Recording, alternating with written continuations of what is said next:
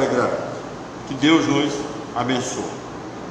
Eu quero pensar com os irmãos hoje no Salmo 14 sobre a perversão da humanidade em Adão. Nós tratamos desse assunto hoje em detalhes, hoje pela manhã, né? Nós pensamos se o ser humano acredita em livre-arbítrio, mas em 1517, 100 anos depois da reforma protestante transformar a Europa, e aconteceu o Sínodo de Dort. O Sínodo de Dort foi um concílio.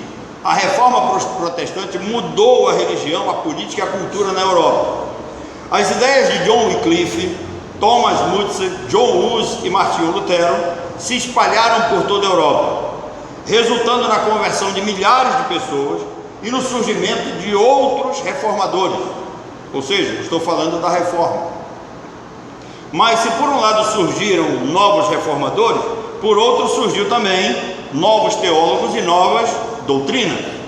A mais famosa delas foi o arminianismo, que contaminou a igreja reformada holandesa, que resolveu discutir esses pontos doutrinários, dando origem então à convocação do Sínodo de Dort. Surgiram então novas teologias, novos teólogos, novas doutrinas, afetou a igreja reformada da Holanda e eles decidiram fazer um concílio para discutir essas teses. Encorajados pelo rei Tiago I da Inglaterra, o governo holandês convidou os mais renovados teólogos de vários países da Europa, reconhecidos pelo alto conhecimento bíblico, pela sua erudição, pela sabedoria e por uma vida santa. A intenção do governo holandês era criar uma confissão de fé para ser seguida por todos os reformadores da Europa, por todas as igrejas que faziam parte da reforma. A agenda da discussão foram os 5 pontos remonstrantes, que eram 5 pontos contrários aos 5 pontos do chamado calvinismo. E o que é interessante é que Calvino não era nem nascido. Nessa época ainda ele já ganhava esse apelido, né? Para alguns pensam que Calvino já era nascido. Então, vou dar uma dica aqui: quando você ouvir falar em 5 pontos do calvinismo, não é do calvinismo. Esses 5 pontos foram determinados pelo Concílio de Dort. Calvino não era nem nascido ainda. Então, há 102 delegados oficiais e mais um grupo de observadores estudaram à luz da Bíblia os seguintes pontos: a depravação total do homem, que é vista aqui no Salmo 14, a eleição incondicional, a expiação limitada, a graça irresistível e a perseverança dos santos. Explicando isso aqui para vocês: depravação total do homem significa que todo homem nasce morto em delitos e pecados, impossibilitado de chegar a Deus por si só. Eleição incondicional: os salvos foram escolhidos por Deus antes da fundação do mundo, para serem santos e irrepreensíveis perante Deus. A expiação é limitada, quer dizer, Cristo morreu apenas pela sua igreja. Cristo não morreu por todo mundo, porque uma vez o sangue de Cristo aplicado, se Cristo tivesse morrido por todo mundo seria o quê? Seria salvo, porque o sangue de Cristo purifica o quê? De todo pecado. A graça, ela é irresistível. Isso significa o quê? Que quando Deus determina salvar alguém, esse homem não tem como resistir. Tem uma pergunta clássica que nós fazemos: quando um demônio resolve atacar um ser humano natural, um homem natural, sem o Espírito de Deus, esse homem tem como resistir? Claro que não. Se o homem natural não resiste a uma ação de um demônio, como pode resistir à ação de Deus? Então, essa graça, ela é irresistível. Quando Deus envia o seu Espírito para convencer alguém do pecado, do pecado, da justiça e do juízo, quando Deus determina que o Espírito Santo vai regenerar uma pessoa, essa pessoa não tem como dizer não. Observem que o apóstolo Paulo disse que ele resistiu até onde ele pôde. Quando não foi possível, Deus estourou o coração dele. E um dia eu estava fazendo uma análise sobre isso. Parece que a intenção que Paulo tem na sua mente é dizer que ele era uma espécie de Itaipu. Viram?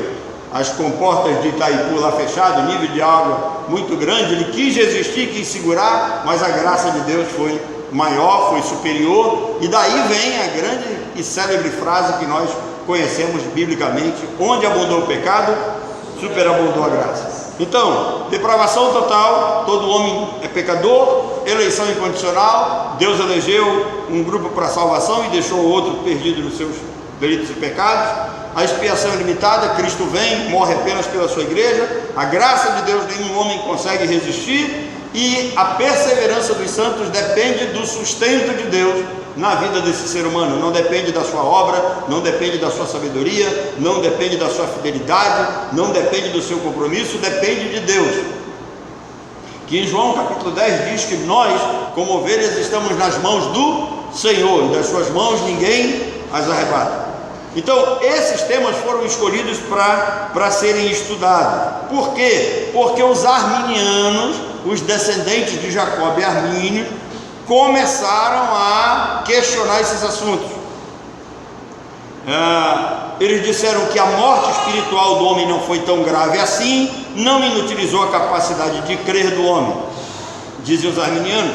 A eleição está condicionada à decisão do homem, quer dizer, primeiro o homem decide, depois Deus elege. A expiação ela é universal, quer dizer, Cristo morreu por todos os homens e depende do homem. Se o homem aceitar Cristo, ele recebe essa graça, senão...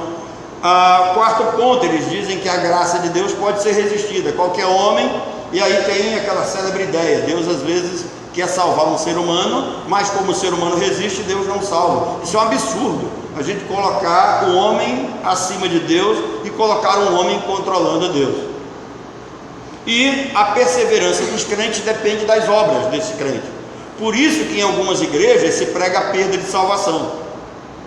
Se você frequenta alguma dessas igrejas que prega a perda de salvação, pule fora dela, você está sendo enganado, tá? Salvação é pela graça eterna, o sangue de Cristo não pode ser diminuído, muito menos relativizado. Uma vez salvo, salvo para sempre. Quem tentará acusação contra os eleitos de Deus? É Deus quem os justifica. Quem os condenará? Antes Cristo Jesus, quem morreu e Deus o ressuscitou. Então sabemos que nem morte, nem vida, nem principado, nem potestade, nada poderá separar-nos do amor de Deus que está em Cristo Jesus. Então estes foram os temas, esses 102 delegados, mais aqueles observadores, e alguns tinham poder de voto, outros não, fizeram uma grande reunião e começaram a estudar essas doutrinas à luz das Escrituras. No Salmo 14, que é o nosso texto base para a nossa reflexão de hoje, Davi fala clara e abertamente da depravação total e da corrupção geral da humanidade. Davi mostra a gravidade de que esse homem pecou em Adão, ele está morto em delitos e pecados, e todos os homens, eles já são concebidos em pecados. Cuidado com essa ideia de que o ser humano nasce anjinho, né? Cuidado com isso, isso não é verdade. Davi diz: eu nasci na iniquidade, e em pecado me concebeu minha mãe. Todos os homens são concebidos no pecado, ao nascer já se tornam filhos da ira, são incapazes de qualquer bem salvífico, são inclinados para o mal, estão mortos e são escravos do pecado. Eles não querem e não podem se voltar para Deus. Essa é a verdade bíblica. Nem tampouco esses homens por si só, eles podem corrigir a sua natureza corrompida e nem melhorá-las por si mesmos. Algumas pessoas têm até uma boa intenção, desejam mudar, desejam dar uma acertada na vida, mas não depende deles. De vez em quando eles se encontram tropeçando, caindo. Por quê? Porque sem a graça do Espírito Santo que regenera, que gera o novo nascimento, que realiza essa obra de salvação do ser humano, é impossível que o homem chegue até Deus. É isso que Davi diz no Salmo 14. Davi diz que o homem natural ele não entende, ele não aceita, ele foi extraviado, ele está inutilizado. O pecado afetou ele de tal modo que ele não consegue, pelas suas próprias forças, pela sua inteligência, pela sua capacidade moral, de chegar até Deus. Existe uma insensatez nesse ser humano, que ela é natural e ao mesmo tempo fria e absurda, a ponto de esse ser humano negar a existência de Deus. Davi diz aqui no Salmo 14 que o insensato age como se Deus não existisse, vive como se Deus não estivesse vendo todas as coisas. A questão é que Davi vê o insensato, e ele acaba descrevendo isso para nós. E Davi diz que Os olhos de Deus estão sobre esses insensatos. Deus conhece o pensamento do ser humano e julgará esse ser humano segundo as suas obras. O insensato vive como se Deus estivesse alheio desse mundo, como se esse mundo não estivesse debaixo da autoridade, da direção, do governo de um Deus santo e justo. Existe um governante natural que julga e pune as más ações do ser humano, é o que diz Davi no Salmo 14. Quando você abre a sua Bíblia em Apocalipse, a partir do capítulo 4, mas especialmente no capítulo 5, você vai ver que o trono do universo está ocupado. Jesus está assentado lá, Ele é o Senhor, Ele reina. Então, Davi está dizendo para nós aqui, apoiado por João, no escrito do Apocalipse, que nada acontece nesse mundo por acaso nem fora da vontade de Deus. Diz o Alcorão, que é o sagrado livro do Islã, né? Que não cai uma folha de uma árvore que não seja com a permissão de Deus. Tem gente que pensa que essa citação é um versículo bíblico, não é, tá? A Bíblia diz que não cai um pardal sequer que não seja com da vontade do Senhor, é nesse sentido. E o Alcorão amplia, né? A Bíblia também diz que todos os cabelos da nossa cabeça já estão contados, falando das determinações e dos decretos de Deus. Então, quando Davi vai descrever o insensato, aqui no Salmo 14, ele usa uma palavra hebraica chamada Nabal. Quem conhece, né, essa palavra Nabal, que é o insensato, ele é representado pelo marido de uma mulher chamada Abigail. Nabal é uma pessoa má, perversa, agressiva, estúpida e desprezível. Esse é Nabal. Então, hebraico, Nabal. Quem é Nabal? Era o marido de Abigail. Descreve o caráter desse cara, tá? Ele é chamado de Nabal justamente por causa da maneira como ele tratou os homens de Davi. Depois, você quiser dar uma lida nessa história, 1 Samuel, capítulo 25, dá uma olhada na história lá. E aí, ele trata mal os homens de Davi, nega até pão para eles, né? E o Davi resolve ir lá matar o Nabal. Davi vai lá e Abigail disse a Davi: ele é como o seu nome, quer dizer, o seu nome mostra o caráter dele, ele é um Nabal, o nome dele é tolo, o nome dele é loucura. A loucura, a insensatez está com ele. 1 Samuel capítulo 25, verso 25. Davi teve misericórdia desse Nabal por causa de Abigail, mas depois Deus o feriu e ele morreu de forma repentina. Esse é o fim de todo ateu, tolo e insensato, que no seu coração diz que não existe Deus. Ele sabe que existe Deus.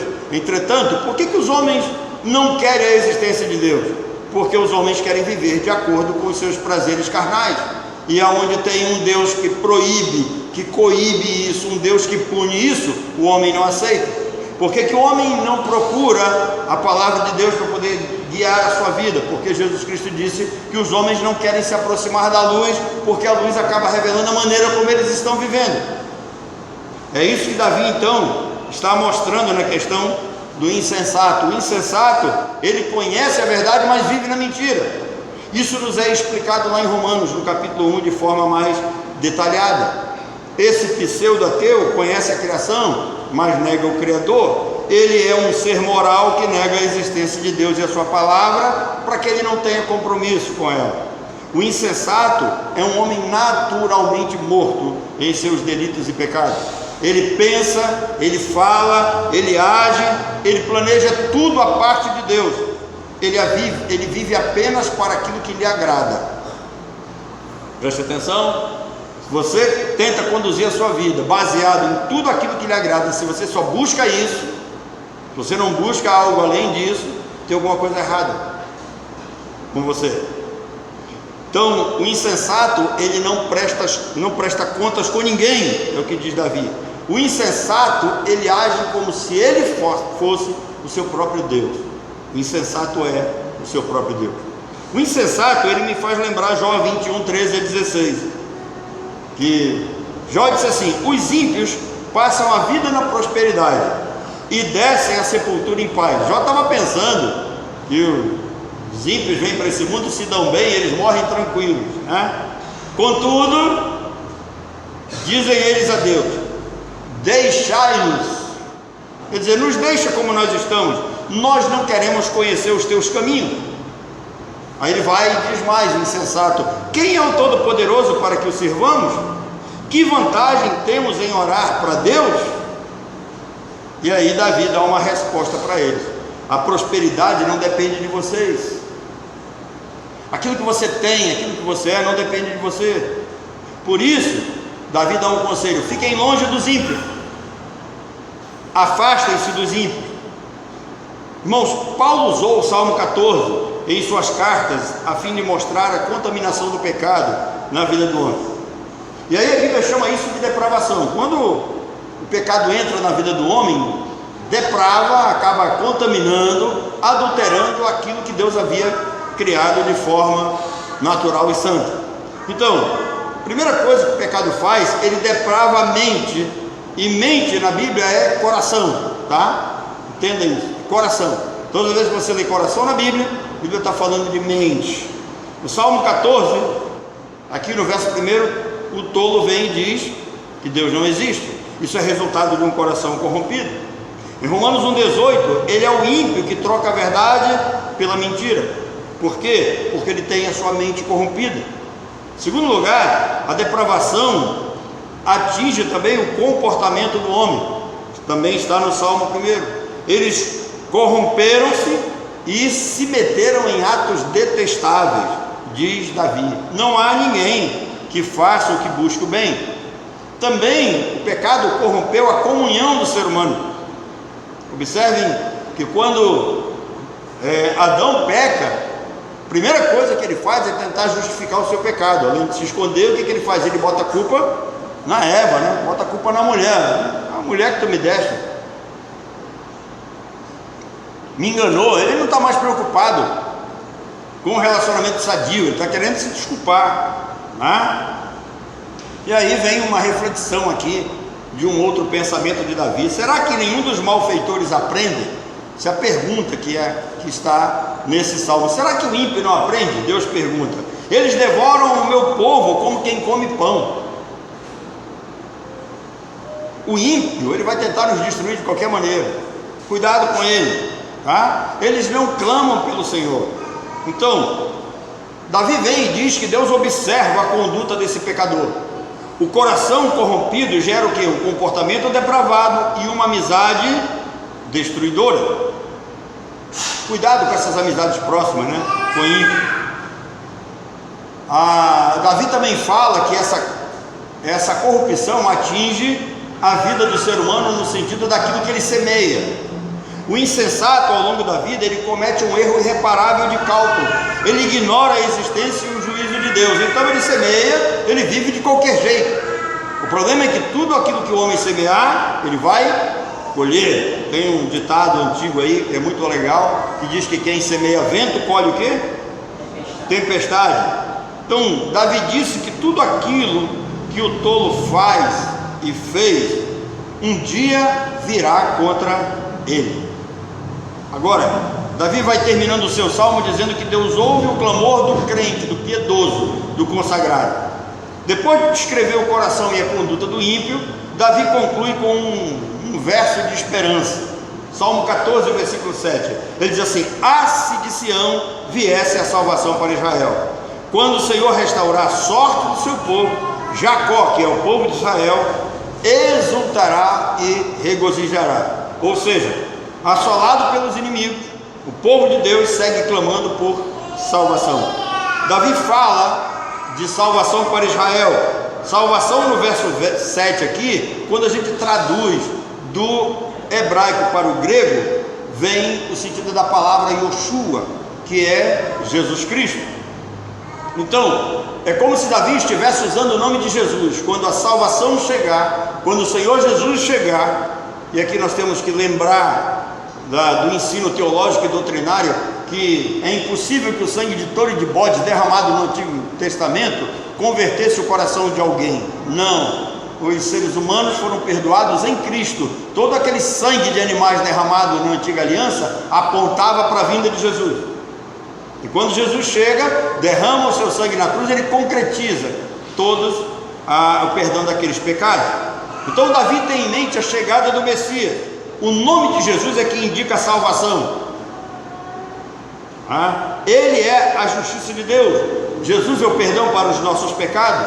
Quando um pecador movido pelo Espírito Santo clama por salvação, o Senhor tira este pecador do lamaçal e o coloca na rocha segura que é Cristo, e lhe coloca nos lábios um novo cântico. Só Deus em Cristo pode mudar o coração de pedra. É Deus quem tira o coração de pedra e coloca um coração de carne. Ele faz isso no momento da regeneração. O homem está morto com o coração de pedra. O Espírito Santo regenera, tira o coração de pedra, coloca o coração de carne. A partir daí ele ganha vida, ele começa a ouvir, ele começa a entender, ele responde com fé. Antes disso, nada acontece. Os olhos do Senhor estão por toda parte. Essa é a expressão máxima do Salmo 14, de Davi falando para os ímpios. Deus vê o coração das pessoas. Deus conhece o meu e o seu coração. Ele observa a minha e a sua conduta. Deus odeia a crueldade dos perversos, mas Deus ouve o clamor do piedoso, do ser humano dedicado. A cura para os males do mundo passa pela conversão do pecador. Não passa pela via política, não passa pela via pública, não passa pelas decisões políticas e sociais. A cura dos males desse mundo só será possível quando Deus colocar um ponto final em tudo isso e tirar o seu povo daqui. Enquanto isso, os homens podem tentar melhorar, só que tem um problema. À medida que o tempo caminha para o fim, os dias são maus, os homens são maus. O pecador precisa reconhecer o seu pecado, a gravidade dele, e clamar por perdão, se ele quiser escapar do julgamento final do grande dia do Senhor. O problema é que seu coração depravado, corrompido, impede de buscar a Deus. É isso que Davi diz. O homem sozinho, morto em seus pecados, ele não tem como chegar até Deus. Ele não entende. O apóstolo Paulo, ele trata disso escrevendo aos Coríntios. Não há um justo, escrevendo aos Romanos, não há assim um sequer. Escrevendo aos Coríntios, ele diz que o homem natural, ou seja, o homem com alma animal, ele não entende as coisas de Deus, ele não aceita. E aí eu dei uma explicação para vocês hoje pela manhã, por que eu não faço apelo. Se o homem natural, ele não entende, ele não aceita as coisas de Deus, como é que eu vou apelar para ele? Eu tenho que apelar para Deus, regenerar o coração dele, e a partir daí, após ele nascer de novo, ele vai poder entender as coisas de Deus. As últimas palavras de Davi no Salmo 14 apontam para a expectativa da redenção final. Quando ele diz assim: quando Deus restaurar a sorte de Sião, quando Deus restaurar a sorte de Israel, ou seja, quando Deus salvar verdadeiramente o seu povo, aponta para uma expectativa da redenção final, prometida para o grande dia do Senhor. A igreja vai ser composta de judeus e de gentios. Deus então vai trazer a salvação final para todos nós. Quando olhamos para a palavra Sião no Salmo 14, Sião é um outro nome para Jerusalém. Ela se tornou morada especial do Altíssimo desde o dia que levaram a arca do Senhor para lá. Quando levaram a arca para Jerusalém, ela foi colocada lá. Depois ela foi perdida, não se sabe onde ela está. Mas após a arca ser fixada em Jerusalém, Deus firmou a sua morada lá. E os judeus entendem isso muito bem. Desde o momento em que a arca nos é apresentada, ela é símbolo da presença de Deus. Os querubins que estavam ali cobrindo a arca, na tampa da arca, representavam o trono da sua glória, aonde ele manifestava a presença e manifestava a graça de socorrer o seu povo. O seu povo olhava para aquela figura que lhes era apresentada na questão da arca, e eles sabiam que Deus estava presente no meio deles, e eles sabiam que de Deus eles podiam receber graça e bênção. Os crentes devem suplicar que o Espírito Santo leve o pecador a Deus. Então preste atenção. Eu sei que você pode ter algum amigo, algum irmão, alguma pessoa que precisa da graça de Deus. Então suplique a Deus que envie o seu Espírito para converter o coração desse seu parente, desse seu amigo. Por quê? Porque o decreto de Deus salvação é pela graça, por meio da fé, que é dom de Deus. Não é do ser humano, não depende das ações humanas. Davi acaba concluindo, ele termina o Salmo 14 E nele nós podemos tirar 3 lições assim muito boas para as nossas vidas. A conclusão do Salmo 14 é: o Salmo foi escrito para mostrar que o Altíssimo está governando o mundo. Esse mundo não está entregue a si mesmo. E também foi escrito para mostrar que o ateísmo é uma cilada maligna. Cuidado com ela. Tá? O ateísmo é uma cilada maligna. Hoje pela manhã eu falei para vocês que possivelmente eu comece aqui uma série sobre o esquerdismo que invadiu as igrejas, né? O comunismo ele foi deixado de lado, e aí criaram um esquerdismo, que é uma espécie de comunismo moderno, requintado, cheio de coisas, né, interessantes para atrair as pessoas. Então, o ateísmo é uma cilada maligna. A relativização da palavra de Deus é uma cilada maligna. E para chamar a atenção da humanidade caída e depravada, Davi diz que vai haver um juízo final. Então ele fala do ateísmo nos versos de 1 a 3, ele fala que vai acontecer um juízo final dos versículos 4 a 6, e ele termina com uma prece pela chegada do reino de Deus, trazendo salvação no verso 7. Essa deve ser a nossa prece, que Deus, em nome de Jesus, conclua os seus dias, conclua o número dos eleitos, que Ele traga sobre nós salvação, que Ele nos retire desse mundo. Está na hora. Tem um determinado momento que eu me sinto cansado de lutar contra uma série de coisas. Está na hora de Deus nos tirar daqui, está na hora de Deus enviar seu Filho, está na hora de Deus aliviar o peso da sua igreja. Mas quando eu olho para as Escrituras, eu vejo que ainda tem uma série de coisas para acontecer. Dores maiores virão. E aí Jesus explicando aos seus discípulos: se esses dias não forem abreviados, ninguém seria salvo, mas por causa dos eleitos, esses dias serão abreviados. Então, que Deus envie seu Espírito, que Deus converta o coração daqueles que são verdadeiramente eleitos de Deus, e que Deus venha buscar a sua igreja, para que nós possamos gozar na glória eterna ao lado do Pai. Que Deus nos abençoe.